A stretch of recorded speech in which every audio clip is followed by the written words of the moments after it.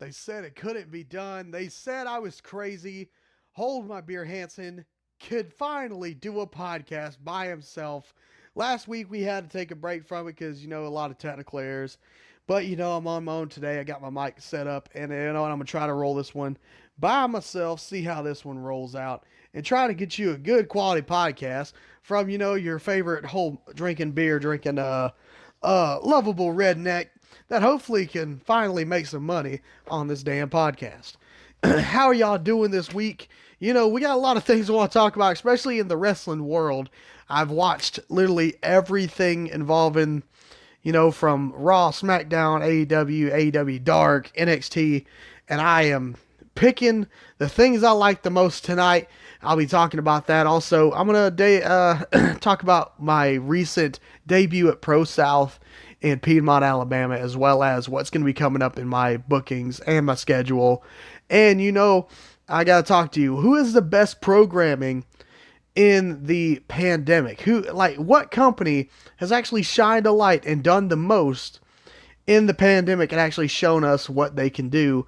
And also, I read this comment earlier. It was about Eric Young and the Good Brothers and Impact, right? And it said, this is what happens with WWE guys. Leave and they show what they can do. Now, I got a very controversial conversation to talk about that later. I hope you sit back, relax. You could check out all these episodes, and, we're going to have a great time tonight. So sit back, relax, crack a cold one, because you're hanging with Hanson.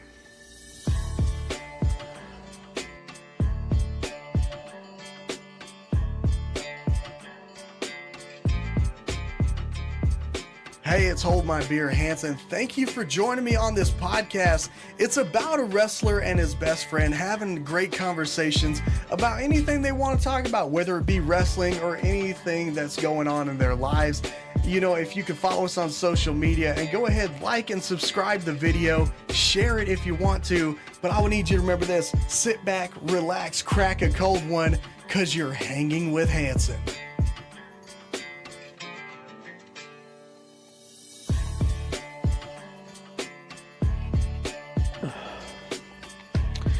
You know what?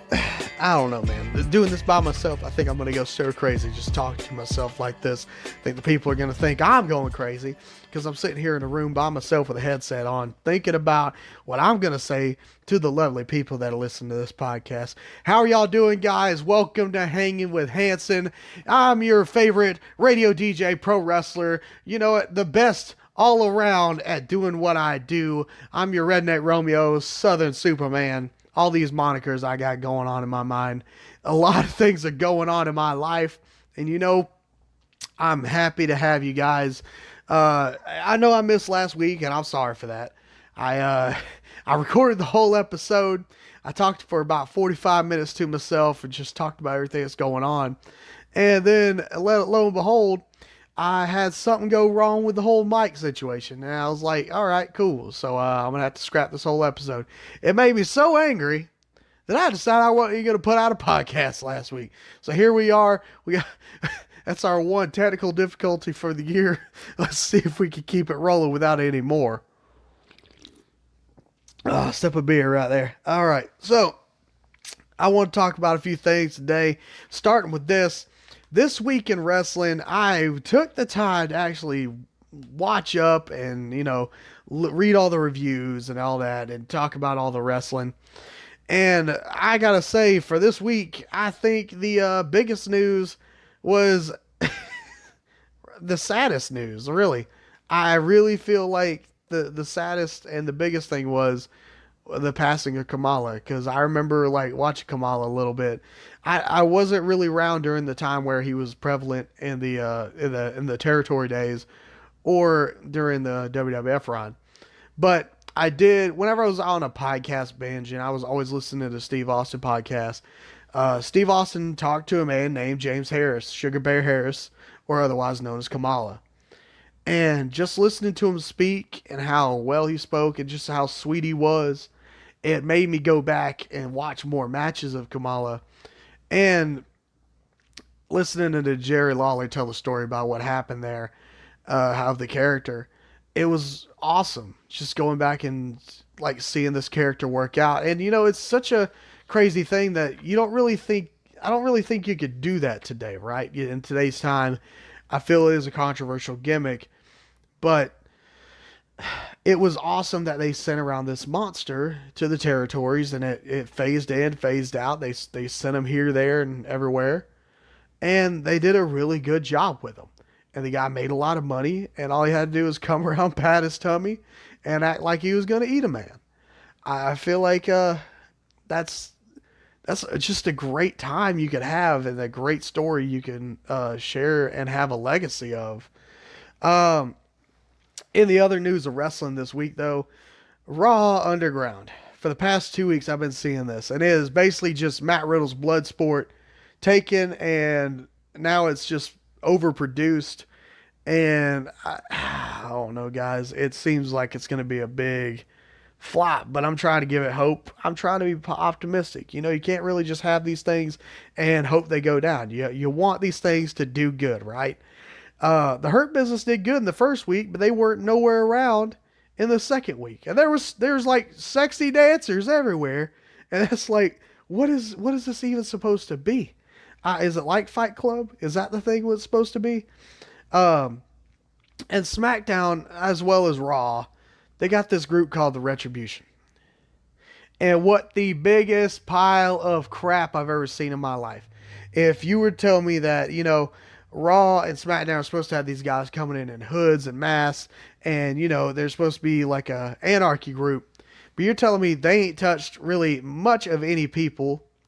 They're literally gonna have, like, from what I can see, like, they've spray painted, they've chainsawed a rope, and they've like beat some people up, but it's not really anything of like note. They haven't given me anything to hate them for. So, are they heel? Are they face? What is this supposed to be? I really don't really care to see how it plays out because it's already dead in the water for me. The thing is, if they came out and they just laid waste to some person and just had an actual target, maybe this would make more sense. But really, they're just aimlessly running around. Like when I saw them on SmackDown just run to the ring and no one's there. It was the most like awkward thing I've ever seen in my life. But on the AEW note, Dark is always awesome. I love everything they're doing on Dark. But last week I watched Dean Ambrose versus Darby Allin, and the promo I keep calling him Dean Ambrose, John Moxley. I apologize for that. John Moxley, he actually went out there and cut a great promo, and he was telling Darby's, "Hey man, you need to stay down," even though I wouldn't. And that to me seemed like the most babyface thing that you could say, because like that little dude, he is not gonna stay down. He's tough. He's in the show. He's tough, and ain't nobody gonna stop him. And which it was a great all out brawl. I mean, it wasn't the most technical match, but it was hardcore and it was hard hitting. I for the whole week though, I will say like uh, I'd say AEW probably pulled out the win on that one. I want to see how NXT is doing with the whole McAfee and uh, Adam Cole thing, as well as Keith Lee and Karrion Kross. Karrion Kross is like a beast, dude. I've been looking at a little bit more of his stuff, and he's legitimately a threat.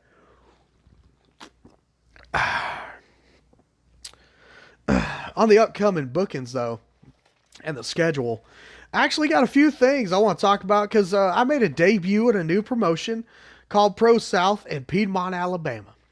And I tell you what, I had a great old time. I sat there and I was like, we're going to go into this new place. I thought I was going to be like, "Hey man, we're calling you in. You're just going to be, come in, you do the job, boom, boom, boom, and get paid, get out of there," right? So actually, it turned out way better than I could have thought. I went in there, had a tag team match against Austin Towers and Aleister Crow and my tag partner Ace Haven. And so it was a great match. I had a great time. Good people in that ring. They're really tough. Great competitors. Austin Towers is on a roll right now. Tower over everybody. I'm actually happy to see what he's doing right now. And then there was a battle royal afterwards, which they drew the numbers, and apparently I was a wild card. And so here we are in this battle royal, and like it's whoever wins, like because they whoever won their tag matches get put in the battle royal, and the last two men get put in a tag team opportunity for the tag team titles, which their champions are Will Huckabee and Joe Black. And those men right there are absolute specimens. They will whip your ass as hard as they can, and they do not care who is in their way. Oh, excuse me there. So here I am, and I'm in this battle royal. I'm taking shots left and right, left and right. I don't even know what's going on because earlier that night, someone spit black mist in my face. Thank you, Alistair Crow. But luckily, while I was in the locker room, I found out that alcohol could get it out. So I poured a bunch of beer into my eyes. And luckily, I gained enough vision to pull the win out in that battle royal. And it was me and Brandon Watley. So he actually turned out, me and him are actually going to be facing Will Huckabee and Joe Black for the tag team titles up there in Pro South, Piedmont, Alabama. Hopefully that's soon. I'll be getting me some more gold. I'm already Platinum Championship Wrestler Dealer's Choice Champion. Your first ever longest reigning Dealer's Choice Champion, might I add. And you know what? Ain't the first time I've been in the ring with Will Huckabee. That man's tough, but I actually came out with a win over him. What's happening this weekend, though?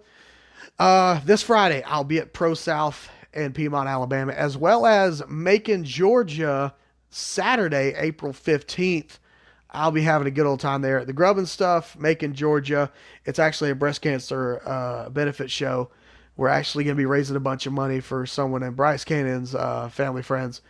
They're going to be good old people there, going to be good food, and hopefully a few good beers because it's going to be a hot one outside. And I hope everybody comes out there, hang out, we drink a few beers, have a good old time, and I'll whip Bryce Cannon's ass, defend my Dealer's Choice Championship. Oh, man. You know, I got to actually, here's the thing.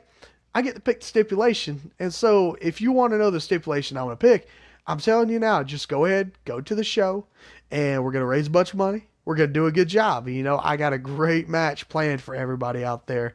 And then I want to talk about this. You know, I got another week. I'll be in Pro South next week for on the Friday. I think on the 21st. And then I'm going to show up. I'm going to take over the tailgate at Southern Honor, August the 28th. You know, Gary Lamb, he's talked a lot of trash on social media. He's told me that I ain't actually Southern Honor material, right?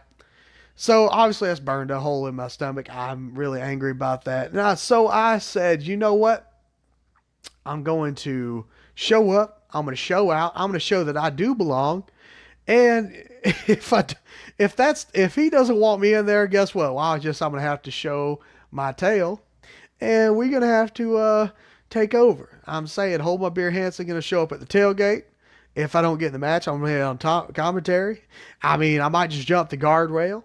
I mean, really, ain't nothing really going to stop me from being in that RUMBLEJACKs. I'm telling you right now, Gary Lamb, I've been promoting as much as I can on that show. And I think you need to just reconsider, man. I've been busting my ass. I've been working hard. You heard Will Huckabee on his Nerdcast last week. I am the crown jewel of South Georgia. You might as well go ahead and book me. I mean, it makes all the sense. Hanson 2020 is running wild. It's the biggest phenomenon since, you know, sliced bread. I'm telling you, I'm crack a cold one, and you know that is the best thing running in Georgia wrestling right now.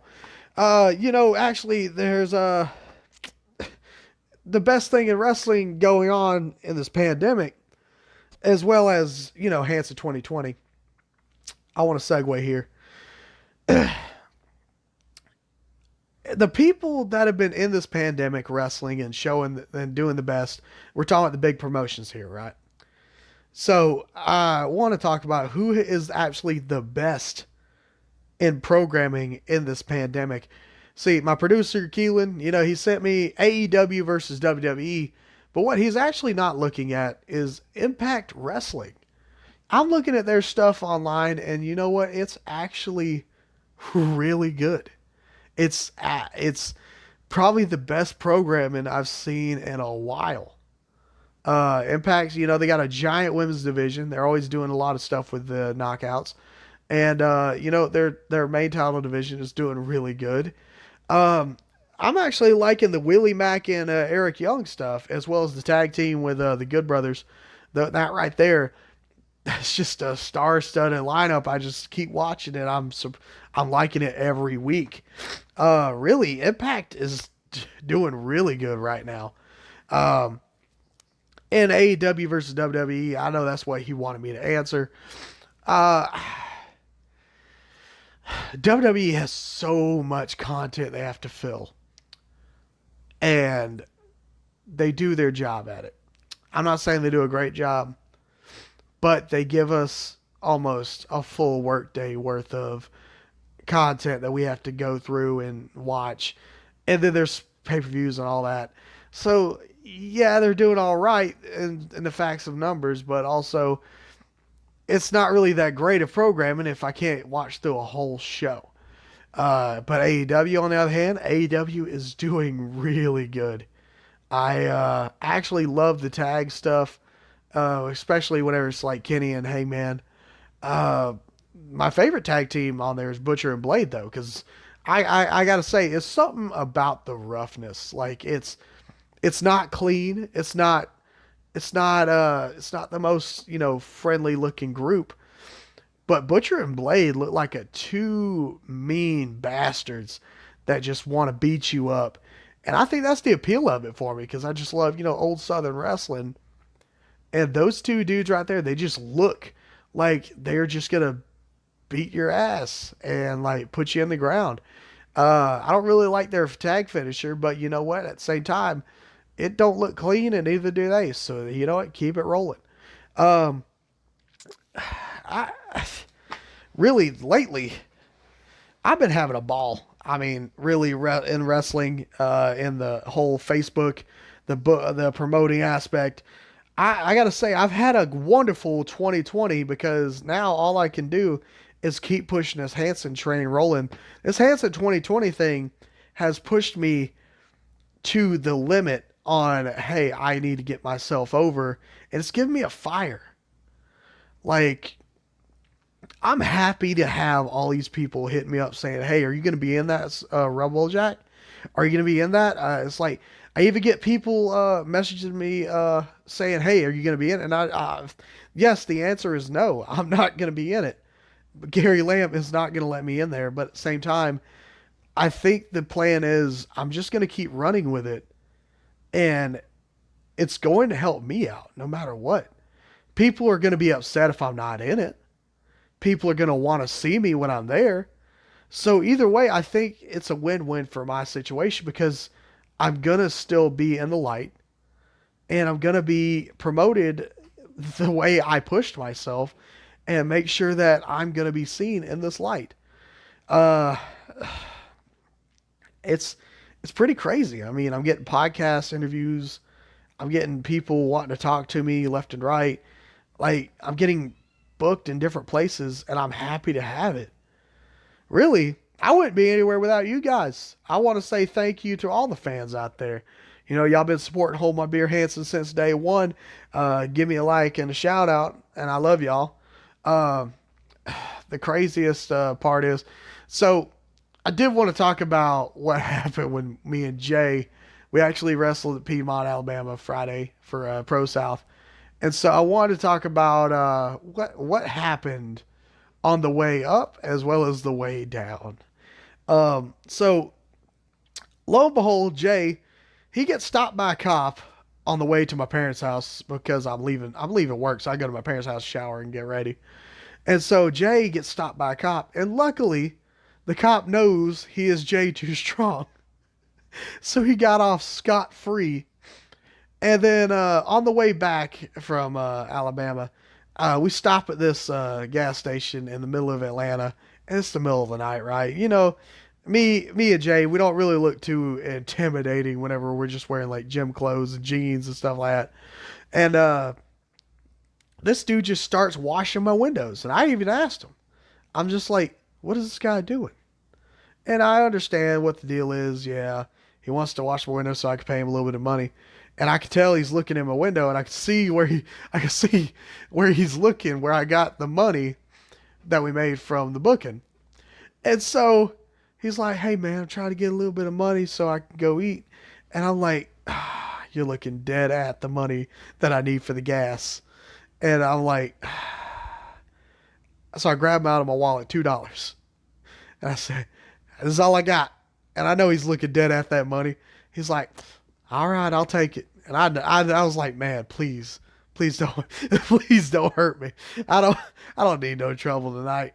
That's the last time I just leave the money out in the open like that.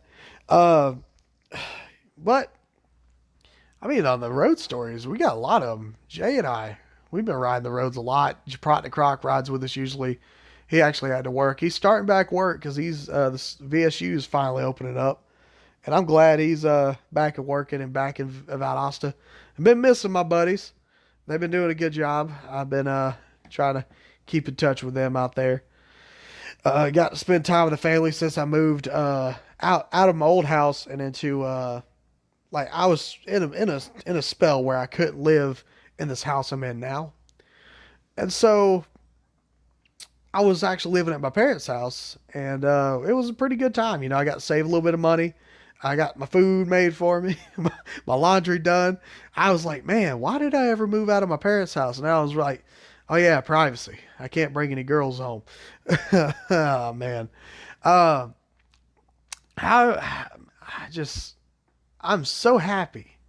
Like everything in wrestling right now is a dream. I'm happy to have everything going on in my life right now. I'm blessed. I'm thankful. And really, the people that are behind me right now, I couldn't thank you more. Um, there's like 5 of you right now that I keep in touch with daily that I could not ask any more of than what y'all have been pushing me to do. Um, Now, for the controversial topic today, I want to get y'all's opinion on this later, but you can tell me in the comments. Um, I read this comment on the Impact. It was like the top 5 things that were happening over the last show, and I don't know. It just I was scrolling through and it just caught my eye. It said, "Oh look, when WWE guys leave and actually show what they can do," and it kind of got to me a little bit because isn't what the goal is to go to WWE and finally have like what a WrestleMania, to have a moment where you just get to show in the light. If that's not what you're supposed to be doing, then what are you actually trying to achieve in wrestling? I understand some people are actually down on WWE, right? But at the same time, it's also like when you talk about wrestling, WWE is probably the company people think about. It is the company people think about. So if people get upset that wrestlers cannot show what they actually can do in WWE, then why do they even want to see them on the big stage? Why do they want to see them go and try to show what they can do if they know it's not going to happen? WWE is notorious for not letting people do what they did in the indies or in other promotions. So why do people care so much when they change them up, when they're different people? The thing is, and then those guys leave and do something else. I don't get it. I don't understand why there's an absolute hatred. Uh, I I'm not a guy. I'm not a WWE guy right now, right? I'm not really high on them. I don't really care for the latest programming. I really thought the Paul Heyman stuff they were doing lately was really good, but lately it's just been downhill right now.